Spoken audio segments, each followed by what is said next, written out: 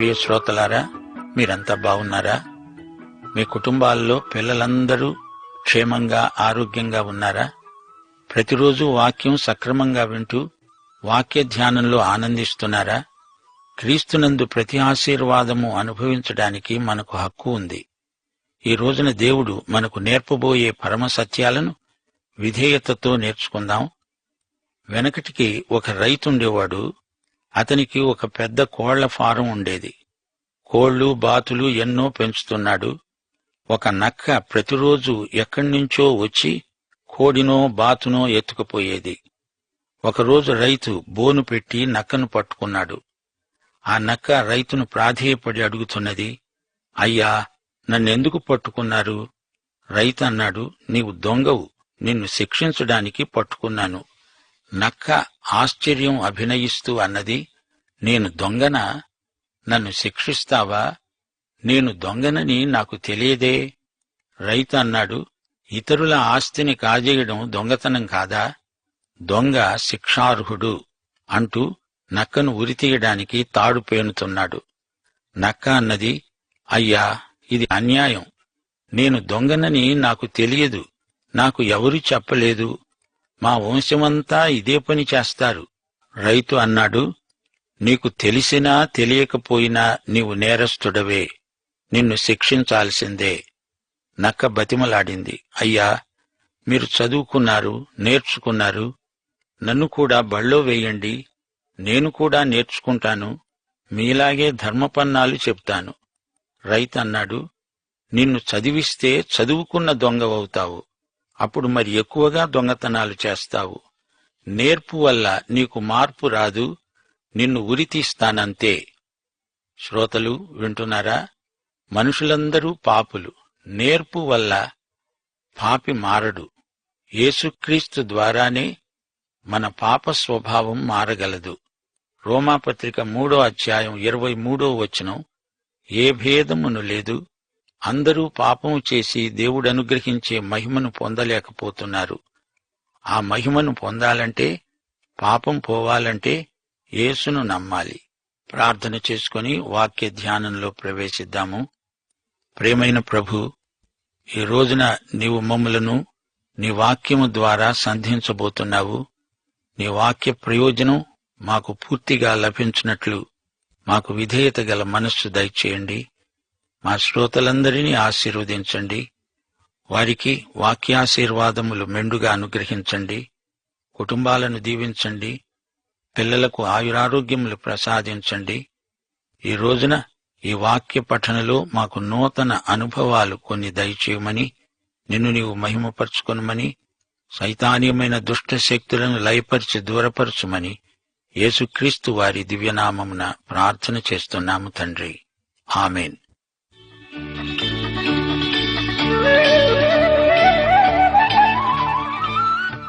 సోదరీ సోదరులారా, ఈ రోజున మనం 2 దినవృత్తాంతములు 26, 27 అధ్యాయాలు వింటాము.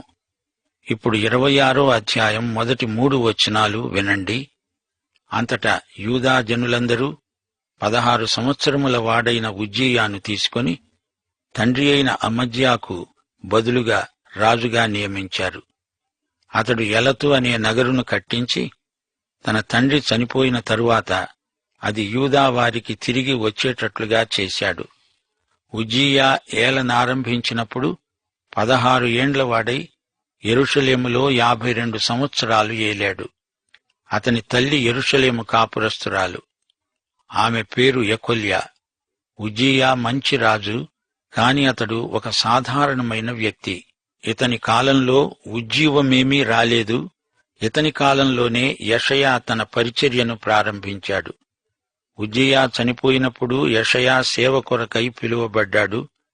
యెషయా 6వ అధ్యాయం 1వ వచనం, రాజైన ఉజ్జీయా మృతి నొందిన సంవత్సరమున అత్యున్నతమైన సింహాసనమునందు ప్రభు ఆసీనుడై ఉండగా యెషయా చూచాడు. ఉత్తర రాజ్యంలో ఉజ్జీవమేదీ రాదు. అక్కడ పరిపాలించిన రాజులలో ఒక్కడూ మంచివాడు లేడు. అయితే దక్షిణ రాజ్యంలో కొందరు మంచి రాజులున్నారు. వారిలో 5 చాలా మంచివారు. వారి కాలంలో ఉజ్జీవం కలిగింది. ఉజ్జియా చెడ్డవాడేమీ కాడు, మంచివాడే. అతడు తన తండ్రి అయిన అమజ్యా చర్య అంతటి ప్రకారం యెహోవా దృష్టికి యథార్థముగా ప్రవర్తించాడు. దేవుని ప్రత్యక్షత విషయమందు తెలివి కలిగిన జకర్యా దినాలలో అతడు దేవుణ్ణి ఆశ్రయించాడు. అతడు యెహోవాను ఆశ్రయించినంతకాలం దేవుడతణ్ణి వర్ధిల్ల చేశాడు. అతడు బయలుదేరి ఫిలిష్తీయులతో యుద్ధం చేసి గాతు ప్రాకారమును, యబ్నే ప్రాకారమును, అష్డోదు ప్రాకారమును పడగొట్టి ప్రాకారపురములను కట్టించాడు.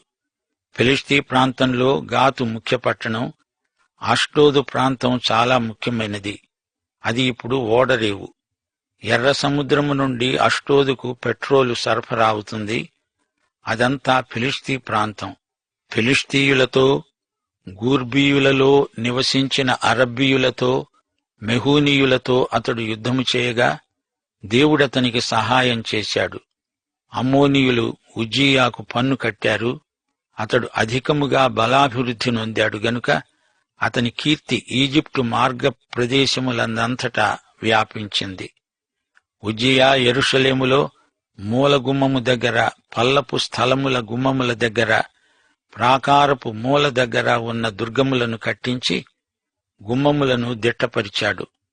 షెఫేలా ప్రదేశములో, మైదాన ప్రదేశములో అతనికి విస్తారమైన పశువులుండగా అతడు అరణ్యములో దుర్గములు కట్టించి అనేకమైన బావులను తవ్వించాడు. వ్యవసాయమందు అతడు అపేక్ష గలవాడు గనుక పర్వతములలో, కర్మెలులో అతనికి వ్యవసాయకులు, ద్రాక్షతోట పనివారు, తోట పనివారు ఉన్నారు. గమనించారా? ఉజ్జియాకు వ్యవసాయమంటే ఎంతో ఇష్టం. అష్డోదు, అష్కలోను, గాతు, బెయర్షబా వరకు ఎన్నో పచ్చిక బయళ్లు ఉన్నాయి. పైన కర్మెలు పర్వతము, ఎస్ట్రెలోను లోయ, ఎన్నో పండ్ల తోటలు ఉన్నాయి. ద్రాక్ష తోటలు విస్తారం. ఉజ్జియాకు ఇలాంటి పరిసరాలు ఎంతో ఇష్టం. యుద్ధానికి ఉజ్జియాకు సైన్యం కూడా ఉన్నది. అందులోని యోధులు రాజు అధిపతులలో హనన్యా అనే వారి చేతి క్రింద ఉన్నారు. ఖజానాదారుడైన మయశేయా, ప్రధానమంత్రి అయిన యెహీయేలు వారి లెక్క ఎంతైనది చూచి వారిని పటాలముగా ఏర్పరిచారు. వారి పితరుల ఇండ్ల పెద్దల సంఖ్యను బట్టి పరాక్రమశాలులు 2600 మంది అయ్యారు. రాజుకు సహాయము చేయడానికి శత్రువులతో యుద్ధము చేయటమందు పరాక్రమశాలులైన 3,07,500 మంది గల సైన్యము వారి చేతి క్రిందనే ఉన్నది. దక్షిణ రాజ్యమైన యూదా ఆ సమయమందు మంచి సైన్య బలముతో విజృంభిస్తున్నది. ఉజ్జియా ఈ సైన్యమంతటికి డాళ్లను, ఈటెలను, శిరస్త్రాణములను, కవచములను, విల్లులను, ఒడిసెలలను చేయించాడు. అంబులనేమి, పెద్ద రాళ్లనేమి ప్రయోగించడానికి ఉపాయశాలులు కల్పించిన యంత్రములను యెరూషలేములో చేయించి దుర్గములలోనూ బురుజులలోనూ ఉంచాడు. అతడు స్థిరపడే వరకు అతనికి ఆశ్చర్యకరమైన సహాయం కలిగింది గనుక అతని కీర్తి దూరముగా వ్యాపించింది. ఆ రోజుల్లో యంత్ర పరికరాలు కూడా వాడుకలో ఉన్నాయి. బాణం వేస్తే అది ఎంత దూరమైనా పోతుంది. నూతన యుద్ధాయుధాలు ఉజ్జియా కనిపెట్టాడు. అయితే ఇతనిలో ఒక బలహీనత ఉంది. ప్రతి ఒక్కరిలో ఏదో ఒక లోటు ఉంటూనే ఉంటుంది. అతడు స్థిరపడిన తరువాత మనస్సున గర్వించి చెడిపోయాడు. అతడు ధూపపీఠము మీద ధూపము వేయడానికి యెహోవా మందిరములో ప్రవేశించి తన దేవుడైన యెహోవా మీద ద్రోహము చేయగా యాజకుడైన అజర్యా, అతనితో కూడా ధైర్యవంతులైన యాజకులు 80 మంది అతని వెంబడి లోపలికి వచ్చారు. వారు రాజైన ఉజ్జియాను ఎదిరించి అన్నారు, ఉజ్జియా, యెహోవాకు ధూపం వేయడం ఆ పని కోసమై ప్రతిష్ఠింపబడిన అహరోను సంతతి వారైన యాజకుల పనే కాని నీ పని కాదు. పరిశుద్ధ స్థలములో నుండి బయటికి వెళ్ళు. నీవు ద్రోహము చేసి ఉన్నావు. దేవుడైన యెహోవా సన్నిధిని ఇది నీకు ఘనత కలుగచేయదు. తనది కాని పనికి పూనుకున్నాడు ఉజ్జియా. అలా చేయకూడదని యాజకులు హెచ్చరిస్తున్నారు. రాజు యాజకుని పదవిని ఆక్రమిస్తున్నాడు. ఆ పరిచర్య అహరోనుకు అతని సంతతికి మాత్రమే అప్పగించబడింది. అది పరిశుద్ధ స్థలము. అక్కడ బంగారు దీపస్తంభం ఉన్నది, ధూపవేదిక కూడా ఉన్నది. ఉజ్జియా ధూపము వేయడానికి ధూపార్తిని చేతపట్టుకొని రౌద్రుడై యాజకుల మీద కోపము చూపాడు. యెహోవా మందిరములో ధూపపీఠము ప్రక్క అతడు ఉండగా యాజకులు చూస్తూనే ఉన్నప్పుడు అతని నొసట కుష్ఠురోగం పుట్టింది. దేవుడు ఉజ్జియాను అక్కడికక్కడే శిక్షించాడు. అజర్యా యాజకులందరూ అతని వైపు చూడగా అతని నొసట కుష్ఠు కనపడింది. గనుక వారు తడవు చేయక అక్కడి నుండి అతణ్ణి బయటికి వెళ్లగొట్టారు. యెహోవా తనను మొత్తాడు అని ఎరిగి బయటికి పోవడానికి తాను త్వరపడ్డాడు. రాజైన ఉజ్జియా తన మరణదినము వరకు కుష్ఠురోగి అయ్యాడు. గనుక యెహోవా మందిరములోనికి పోకుండా ప్రత్యేకించబడ్డాడు. అతని కుమారుడైన యోతాము రాజగృహానికి అధిపతి అయి జనులకు న్యాయం తీరుస్తున్నాడు. ఉజ్జియా చేసిన ఇతర కార్యములను గూర్చి ఆమోజు కుమారుడైన ప్రవక్త అయిన యెషయా రాశాడు. అతడు కుష్ఠరోగి అని రాజసంబంధమైన శ్మశాన భూమిలో అతని పితరుల దగ్గర అతణ్ణి పాతిపెట్టారు. అతని కుమారుడైన యోతాము అతనికి బదులుగా రాజయ్యాడు. ఉజ్జియా ఒక కుష్ఠరోగిగా చావటం మనకు బాధ అనిపించవచ్చు. అతడు మంచి రాజే కాని అతనికి ఎంతో దురభిమానం ఉంది. చేసుకున్న వారికి చేసుకున్నంత.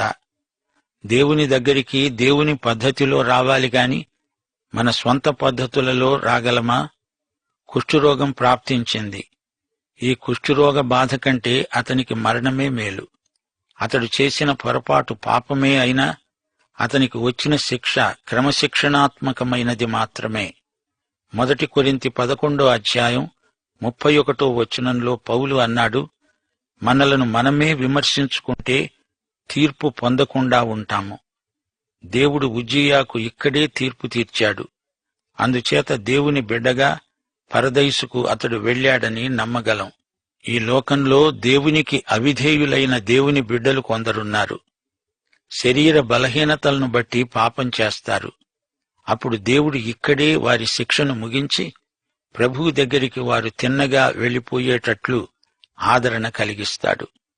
క్రీస్తు సన్నిధికి నేరుగా వెళ్లిపోవడం ఎంత మేలు, ఎంత శ్రేయస్కరం. యోతాము తండ్రి సమాధి ఎదట నిలిచి ఒక దీర్ఘమైన నిట్టూర్పు విడిచి ఉంటాడు. తండ్రికి అది గొప్ప విడుదల.